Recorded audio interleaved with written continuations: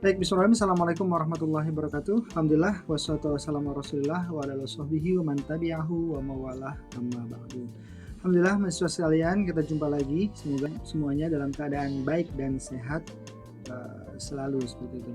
Baik, pada kesempatan ini kita akan melanjutkan materi pembelajaran kita, yaitu dalam mata kuliah manajemen keuangan perbankan syariah. Dan dalam mata kuliah ini juga kita sudah menerapkan yang namanya capaian pembelajaran dalam prodi kita ya.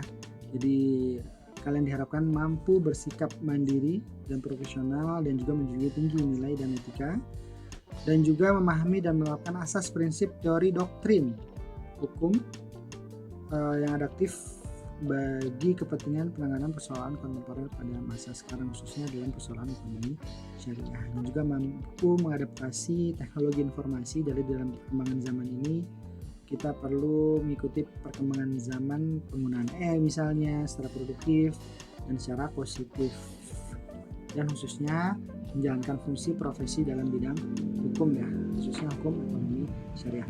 Oke, kita lanjut pembelajaran kita untuk hari ini. Harap semuanya diperhatikan dengan baik.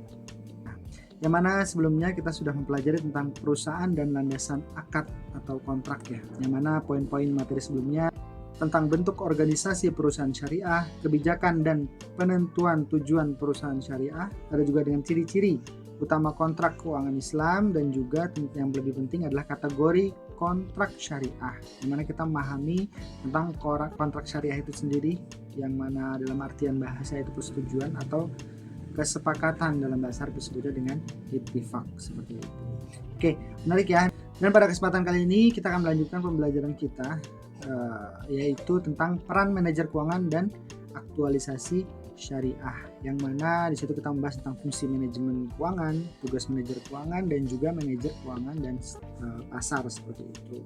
Oke, yang pertama tentang fungsi manajemen keuangan. Bisa lihat di sini bahwasanya manajer keuangan lah ya. Di sini beberapa poin yang perlu kita tahu, bahwasanya fungsinya tidak lepas dari yang namanya mengambil keputusan dalam suatu perusahaan seperti itu, seperti keputusan investasi, pendanaan, dan beberapa dan menganalisis juga sumber dana dan penggunaan dananya. Dan di sini bisa dilihat contohnya manajemen PT ASM. Kanan kiri ada neraca debit maupun kredit. Nah, di sini bisa diperhatikan seorang manajer keuangan memikirkan kas piutang, memikirkan hutang dagang dan lain sebagainya. Jadi pengetahuan akuntansinya, bagaimana menganalisisnya, bagaimana mengambil keputusan yang benar, merupakan hal yang sudah biasa dilakukan seperti itu.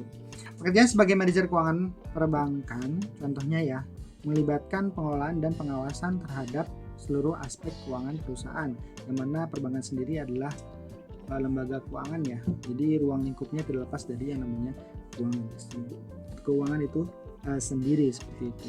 Nah, tugas utamanya yang jelas ada perencanaan keuangan, pengelolaan risiko, menganalisis serta mengembangkan dan melaksanakan kebijakan keuangan suatu perusahaan. Jadi bisa dibilang maju mundurnya suatu perusahaan khususnya perbankan tergantung bagaimana si manajer keuangan ini, yang mana tentang manajemen keuangan yang harusnya fungsinya dia semua menguasai seperti itu. Oke, di sini ada contoh, mungkin kalian tahu salah satu perusahaan otomotif besar ya yang sekarang sudah masuk Indonesia, yaitu BYD. Di sini ada seorang Zhou Yalin. Beliau ada kepala keuangan BYD dan terkenal beliau adalah orang yang sangat handal yang bisa diandalkan dalam suatu perusahaan, dan beliau juga sebagai ketua unit asuransi dan kepala keuangan seperti itu. Bisa dilihat peran pentingnya perkembangan perusahaan tersebut. Bahkan dari pendapatannya melampaui pendiri sekaligus pemimpin perusahaan itu sendiri.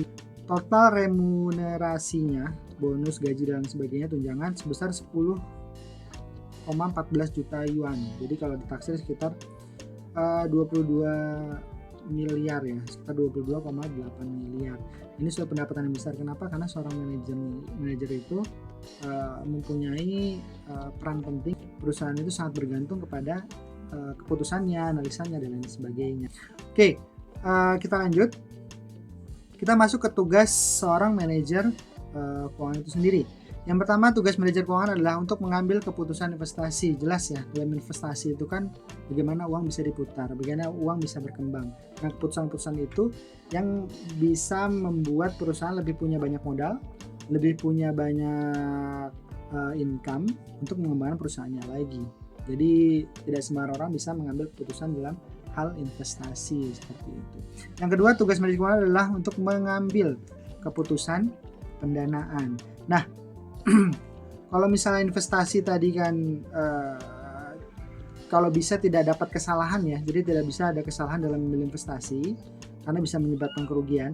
Nah, kalau dalam pendanaan di sini, keputusan pendanaan yang baik dapat membantu menghindari resiko-resiko seperti kekurangan dana, yang mana yang dapat berujung pada masalah keuangan serius bahkan kebangkrutan seperti itu. Terus yang ketiga, tugas manajer keuangan adalah untuk mengambil keputusan modal kerja. Kenapa di sini modal kerja? Karena salah satu perhatian utama manajemen keuangan adalah membuat keputusan keuangan jangka pendek. Makanya hal ini menurut keputusan manajer dalam kebijakan dan pengelolaan modal kerja yang berdampak pada kinerja. Jadi hal ini menuntut putusan manajer dalam kebijakan dan pengelolaan modal kerja yang berdampak pada kinerja. Dan yang terakhir, yang keempat, yaitu tugas pokok manajer keuangan, yaitu untuk meningkatkan nilai perusahaan atau firm value. Jadi kalau ingin meningkatkan nilai perusahaan, maka pengelolaan keuangan harus jadi perhatian utama. Mulai dari pengatur urus kas, mengelola utang, merencanakan investasi, sampai membuat laporan keuangan yang jelas dan akurat. Semuanya harus dilakukan dengan hati-hati dan penuh pertimbangan. Oke, di sini ada 4 poin yang perlu kita perhatikan tugas manajer keuangan. Oke, dan ternyata manajer keuangan juga punya tanggung jawab ya, khususnya di keuangan syariah. Walaupun nanti kita akan membahas tentang aktualisasinya juga seperti itu. Nah, di sini bisa kita lihat etika dan amanah. Jadi seorang manajer keuangan harus menjaga integritas, kejujuran dan lain sebagainya, karena transparansi di sini sesuai dengan syariat Islam seperti itu. Ada efisiensi pengelolaan dana, tadi efisiensi jadi bisa mengoptimalisasi dana tanpa melanggar prinsip syariah. Kalau di perbankan syariah kita kenal beberapa aturan ya, seperti larangan riba, larangan goror, terus larangan menimbun barang dan lain sebagainya, dan beberapa larangan-larangannya itu perlu diperhatikan.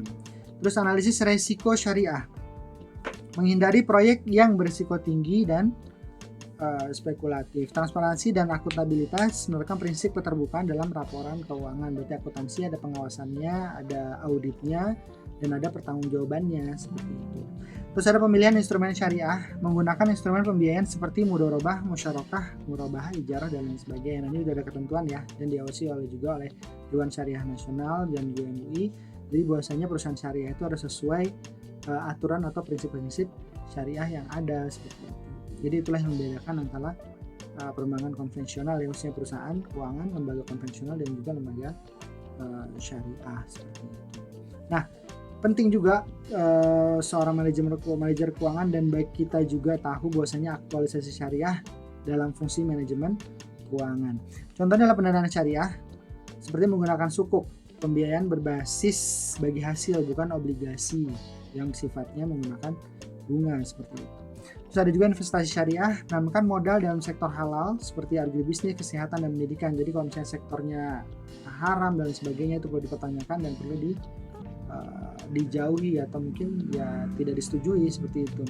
Terus yang ketiga, manajemen likuiditas, mengelola kas dengan instrumen pasar uang syariah PUAS seperti wakalah, wakilan ya, mudharabah dan lain sebagainya. Terus pengelolaan risiko, menggunakan skema takaful untuk asuransi berbasis saling tolong menolong, yaitu asuransi syariah. Dan terakhir ada dividen dan zakat, mengalokasikan sebagian keuntungan untuk zakat perusahaan. Oke, nah ini beberapa poin tentang aktualisasi syariah yang membedakan dengan syariah dan konvensional.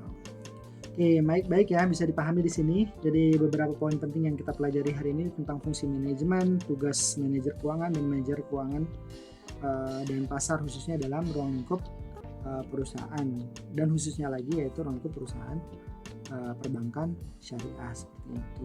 Oke, dalam pembahasan yang singkat ini saya harap kalian memperhatikan dengan baik dan dipelajari beberapa poin-poin yang kita bahas pada hari ini.